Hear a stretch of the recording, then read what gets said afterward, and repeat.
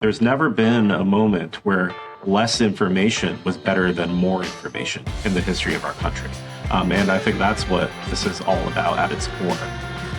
Hello and welcome to Pod Talks. Pod Talks is a project of protecting our democracy. We bring together the best minds in New Jersey and beyond to talk about some of the biggest challenges facing our democracy, our institutions, and our personal freedoms. I'm Sean Spiller, the chair of Protecting Our Democracy. Today, I have with me Amol Sinha. He is the executive director of the ACLU New Jersey. Damien Lopez of Garden State Equality and advocate for the transgender community. We have Elissa Malespina, who is an educator and librarian at Union High School and the first vice president of the South Orange Maplewood Board of Education. Excellent. And thank you all for joining me, and thank you for taking the time to talk about efforts. Really, today, I want to talk a little bit about book bans in New Jersey and nationwide, and appreciate you joining me for the conversation. Thank you. Well, listen, I think as we kind of kick this off, this is not one of those things where we hear book banning and like this is something new. Historically, we've seen a lot of this over time. They've often been a tool of oppression. We've seen it in authoritarian governments. We've unfortunately seen an alarming increase in these efforts in certainly our communities. Right now, we see a lot of it going on, right here in New Jersey and all around us. But we've got certain hotspots. I want to talk about one that's right next door, Glen Ridge, and I know that you guys have a little perspective on that. So, Amal, maybe I'll start with you. You live in Glen Ridge, right? I believe. So can you tell us a little bit about what's happening there? What's going on, and why should we be concerned? Sure. First of all, thank you for having me, and I'm grateful to be able to talk about this very important issue. It seems like, if we zoomed out a little bit, it seems like history is repeating itself, right? We've seen attempts to ban books and censor content time immemorial in this country.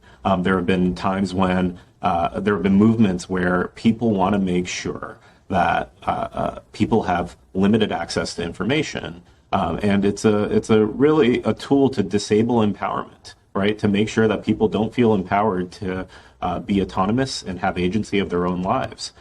There's never been a moment where less information was better than more information in the history of our country. And I think that's what this is all about at its core.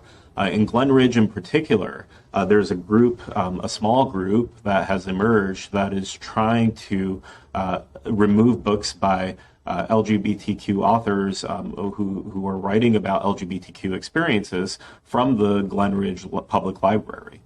So what we're seeing is a movement to attack, targeted attack on LGBTQ people in particular, one of the most marginalized and historically excluded communities. So you can imagine if you're a child or a young adult growing up in Glen Ridge, the small town of Glen Ridge, where your library no longer has books related to your identity and your coming of age, how alienating that might feel. And that's what we're seeing right now in an attempt at Glen Ridge. Thankfully, the group that is advocating for book removal is a small group, right? And I think the majority of Glen Ridge and the majority of New Jersey agrees that we shouldn't be in the practice of banning books. We shouldn't be in the practice of censorship, and we should be all for educating our people and making sure that access to information is robust. Thank you. And a lot there in terms of, history repeating itself, but, it's a lot of the same rationale and, also the same reasons why it's important to make sure we all have access to all books that we want to gain information from. Elissa, I might go to you. As an educator, and certainly we know first and foremost the charge of an educator is to allow kids safe spaces, right? Make sure they are safe, feel safe, know they're loved, and then of course make sure they can learn. That comes after. But as an educator, librarian, school board member, you've got a lot of hats there that really touch upon this. What's your response when you see these attempts to ban books? What's the risk? We heard maybe it's a small group, maybe it's not a small group, not as small a group in some areas, but what do you see as the risks? What do you think is fueling this, and what's your response, in all those capacities? So first, thank you for having me on, and I have to say that I'm speaking as myself and not a member of the South Orange Maplewood School Board, just because legally I got to say that.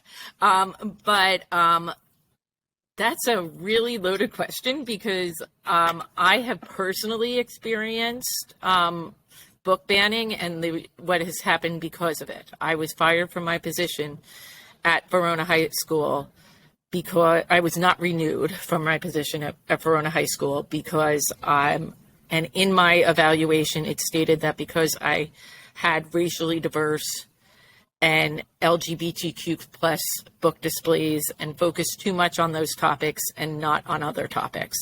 And so I have experienced these bans personally and the effects of them, which was me losing my position and having to get another position.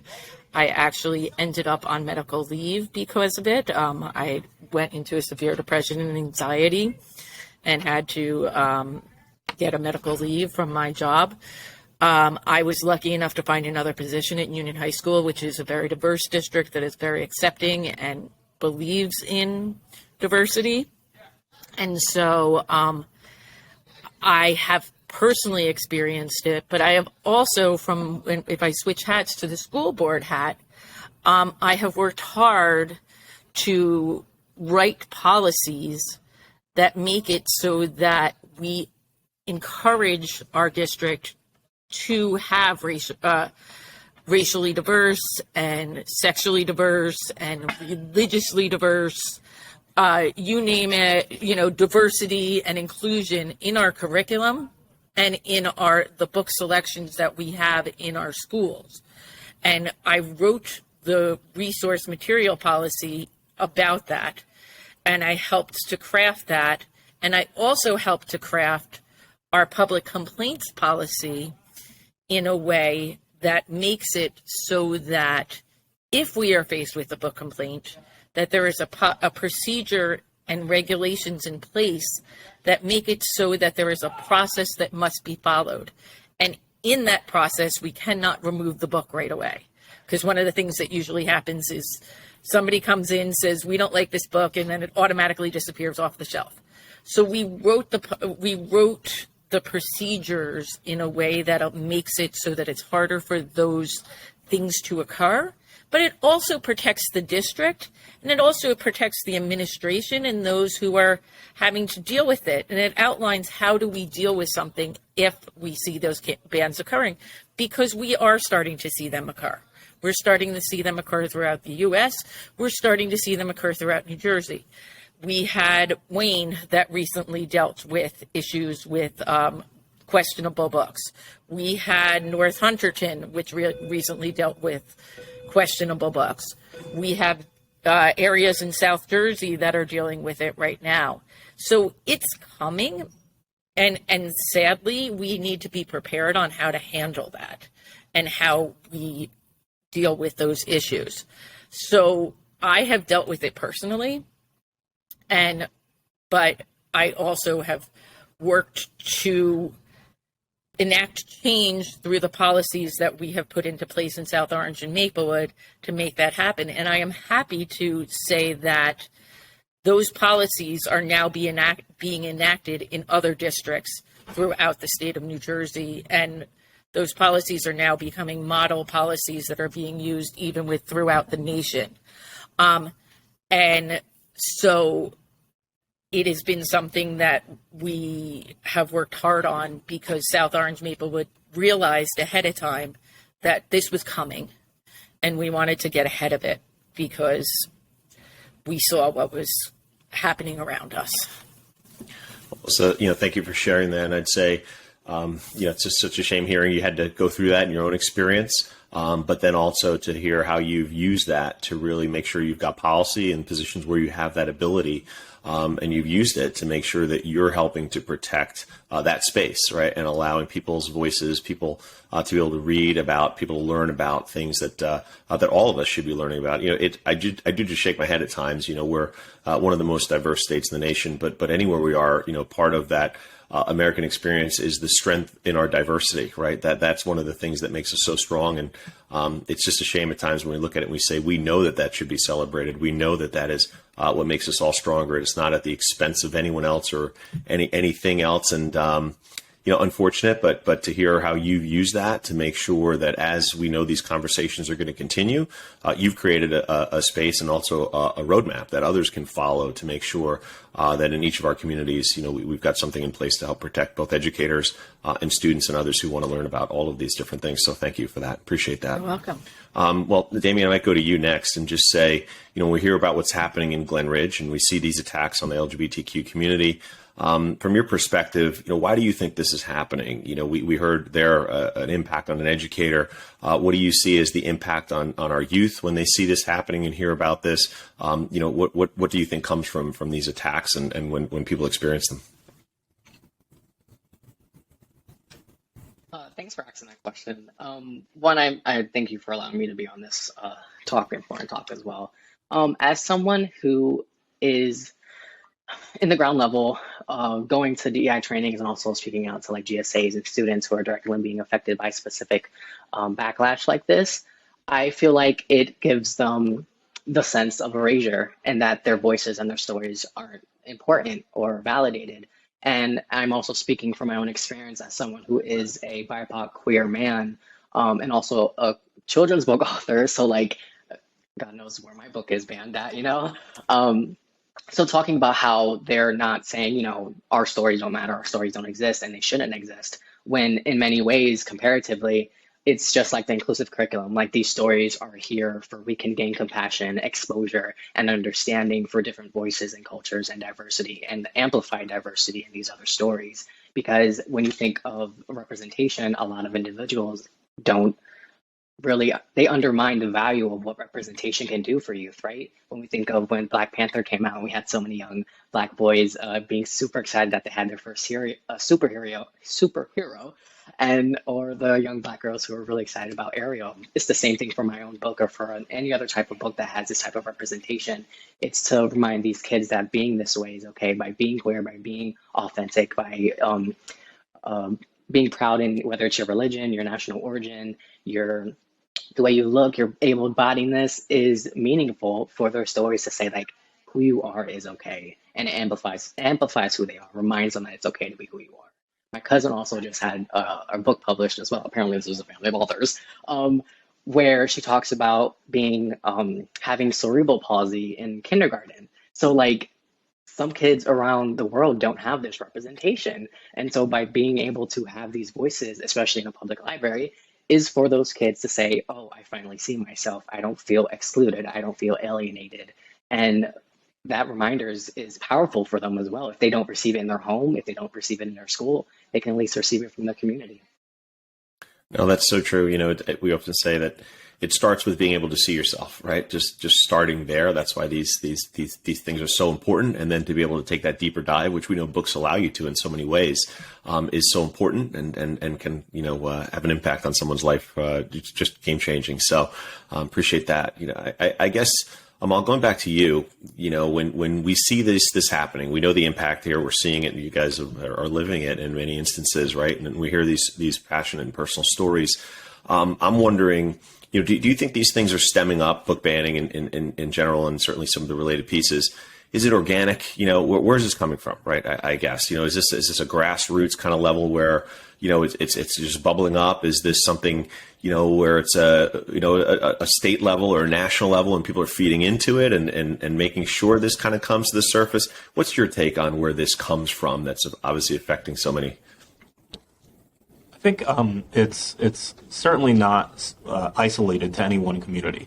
I think there is a movement across the country to make sure that people have access to less information than more.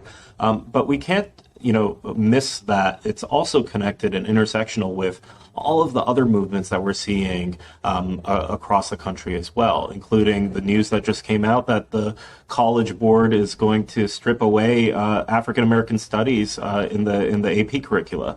That's caving to pressure from Florida. It includes the movement that we're seeing against so-called critical race theory, where people don't want their children talking about race in the classroom. And the question I have is, if we're not allowed to talk about race in a state like New Jersey, which is one of the most diverse states in the country, then where else can you talk about it, right? Like, you need to be able to understand what it is that you're going to be experiencing as an individual, and that comes with a responsibility to understand the history of our country. So there's a lot of threads here that are connected, right? And it's important to understand that there's no one isolated movement and no one isolated community. So whether it's a national group that is pushing for these policies, or a political ideology that is stoking fear in people, I'm not sure, but I think it's certainly all connected. And we're seeing similar tactics being used all across the country. So a flyer that may emerge in Glen Ridge, New Jersey, may also be emerging in Phoenix, Arizona, and we just don't know the money behind it or the sources behind it. But what we do know is that a similar playbook is being used all across the country to make sure. I have colleagues of ACLU affiliates in all 50 states, and it's no coincidence that we're seeing the same issues emerge state after state. Well, you mentioned something there, and Elissa, Damien, I'll ask you guys your thoughts here. We are seeing, whatever we want to call it, whether it's, in Florida with DeSantis, we're seeing a lot of the things that pop out there, or it's TV personalities that often, chime in on these issues. They often seem to target the same spaces. Do you guys see this as a coordinated effort? What are you seeing? And do you also see this as an effort where it's effective in kind of pushing us backwards, right? Here we are in 2023, feel we're moving forward, but are we? How much is this pulling us backwards? And do you think it's a coordinated effort to do so? Maybe Elissa, to you first. Sure. I think nobody ever thought that the librarians would be the ones targeted. I think when we went into this profession, we never thought we would be in the position where we are now, but it is a coordinated effort. It is being seen throughout all 50 states, some to differing levels, but I have friends that if, they give out a book that somebody deems as being pornographic, that they can have their license removed and they can be put in jail. Those are the laws that are starting to be seen throughout states in the United States right now. I'm lucky that in New Jersey that is not happening. I'm also lucky that in New Jersey we have one of the most diverse curriculums available. So we have, Amistad, we have AAPI, we have LGBTQ plus curriculums. We have all of those things. And in schools, we must teach those things. So I have the backings of very diverse curriculums to show that when somebody is trying to challenge a book, that it's harder for that to occur. But many places don't have those abilities. And because of that, we are seeing these attacks, and it's the same sort of playbook happening. But it does impact us. I mean, it impacted me personally. I had to take medical leave, and I'm telling you, I'm not the only one. I can name you numerous friends of mine who have been in situations where they have gone on medical leave. They have had to, I have to have police protection when I speak at a conference now. I mean, we have to have security at conferences. I've gotten death threats. There are these type of things are occurring all the time. And this is what we are seeing. Now, it is affecting us because a lot of the librarians are afraid to speak up because they don't have a supportive administration like I do now, who values diversity. They don't have policies in place that are going to help them if they get into a position where their books are being challenged. They don't have those things, so they're afraid to speak up because they can lose their job, they can lose their license, they can lose their livelihood. But I am in a position where I have a supportive administration. I've been through it, and I'm willing to speak out because I know it's the right thing to do. So there are some of us that are doing this because we know that this is what we need to do, because we cannot let the vocal minority, and this is a very big point that needs to be made. It is a vocal minority. If we look at the polls show that majority of people do not want book bans, do not want this, but there is a vocal minority that is speaking out. And if we, I believe all I have is my voice and my vote. And so I'm going to use my voice to speak out against what I know is what is best for the children in our district, because not just in our district, but in schools in general, they need to be able to see themselves. They need that safe space. And for many, the library is that safe space. And for many, books are the only place where they can feel safe and that they can see themselves. So I had somebody ask me once, not what book got you in trouble and got banned. They said to me, who did you save? And when you start to think about it in that way, it flipped everything for me. So now my mission is, who can I save? Because when we are fighting these things, we are saving a lot of kids in the process that might not always have the people that will speak up for them. Well, certainly, as an educator and librarian, I think, on the list was always having such an impact, maybe saving. Probably not on the list was having to have police security as a librarian, but here we are, right? That's some of the things we see, unfortunately. I was just going to go to Damien, but I think maybe we lost Damien here for a second. So I guess if we're talking about the things that we can do, Amol, maybe I'll go back to you then. When you hear when we hear the impact, and maybe this is being coordinated. And Damien, once your quality comes back, I'll go to you here. But what can we do about it, right? If this is a coordinated effort, yes, raise our voices, make sure in capacities that we have to make sure we're passing policies that are helpful. But what's the plan? What's the plan to kind of push back against maybe that smaller voice, loud but smaller number of people's voices? What can we do about that? That's for me. David, I know we lost you for a second, so I'll come back to you. Okay. Happy to answer that. So first of all, let me say this. Students and everybody in society have First Amendment rights, and those rights are not just the freedom of expression and speech, as we know, but it's also the freedom to access information. And so what, book bans and censorship, what those attempts do is actually fly in the face of the First Amendment to the Constitution and really violate the spirit of freedom of information, which is something that's essential to being a functioning member of civic society. What people can do is organize, right? What people can do is fight back.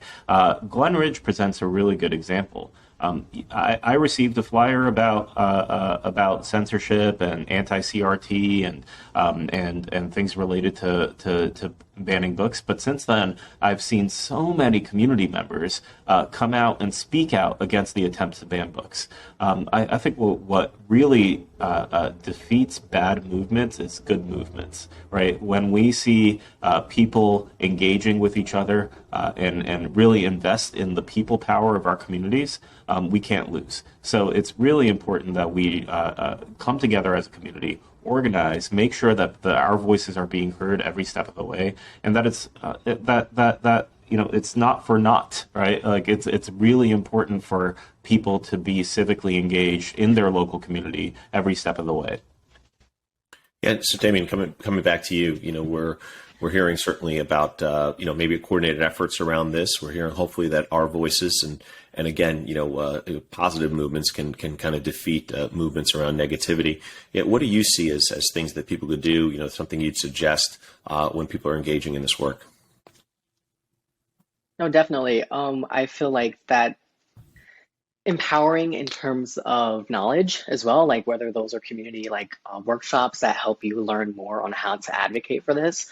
We're definitely, like Artists and Equality, for example, we make sure that we're offering community workshops on how to navigate Board of Education meetings. What do you need in terms of knowing what your policies are in your district to make sure that you're informed about it. So managing how much knowledge we have and sharing that information with those who know that they should have it, right? So making sure our community members are aware of that as well. I'm echoing what Amol had mentioned, like getting together, advocating more, whether that's going to Board of Education meetings, going to those support rallies in terms of supporting inclusive curriculum, supporting not, having the books included into the libraries as well. And again, like I'll just say, echoing what Amal had mentioned, seeing one person on in terms of different perspectives really does awaken others that really support those movements, right? So making sure like, no, we actually do want these books in our libraries. We actually do want inclusive curriculum. We actually do want these things represented in our community, and then making sure that the community is speaking up on what they know that they deserve. So. Well, Elissa, I might go back to you. Part of that getting involved and speaking up, and but tying into what you noted before, as you said in passing, you've had to have like protection now at times. How do we encourage people to, let's say, take on a role like you have? Like, how do you encourage someone to become a board member, or how do we encourage people to kind of maybe come forward, put themselves out there when we have seen, either violence or threats of violence? It does seem to be tied together in terms of what people are facing and people are seeing. How do you still encourage people maybe to do what you're doing and to do what we're all suggesting here of stepping forward and taking action in that climate where there's just that increase of violence? I think it's the idea of getting in good trouble. John Lewis said it best. Sometimes you need to get in good trouble. And you have to realize, I tell all people who are looking to run for boards, you can't take it personal. And that you are going to be attacked. And no matter what you do, there is always going to be somebody who disagrees with you. You could think that you're doing like something that is like incredible, like you're like so excited because you're like, nobody's going to be upset about this. Well, guess what? You're probably going to get a letter about or something from somebody. So you can't take it personal, that's very hard. I mean, I took it personal when I had mine, and I say that you have to have a thick skin. But you know that what you're doing is saving kids. When you bring it back to the kids that you are doing what is right for children, then it doesn't matter. And that's how I live. That is my guiding principle. Is it right for students? Is it going to help them? And it will. And if you run on that campaign promise and you do that, then in the end that I feel like then you've done everything you can and you've done everything right. But yes, at times it can be scary. At times there are going to be people who are going to disagree with you.